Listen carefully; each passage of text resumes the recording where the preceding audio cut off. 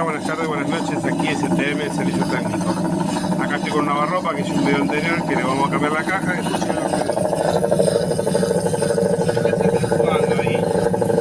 Se cambió de lotería normal dentro del centrifugador. Hay un problema en la caja, Hay que estar sonando los rodamientos. Están empezando a hacer ruido a poquito. Si bien no es un ruido particular del rodamiento, pero ya está empezando a sumar, porque yo en el video anterior comenté que tengo un problema en el lavado y no en el centrifugado, pero ese ruido no es del normal del centrifugado, es como que recién se está empezando a romper los rodamientos, así que ya tenemos un problema en la caja ahí, al margen de que no lavaba. Pero vamos a un ejemplo, que el lavarropa lavaba y centrifuga normal y aparecía este ruido, ahí teníamos un problema ya en los rodamientos.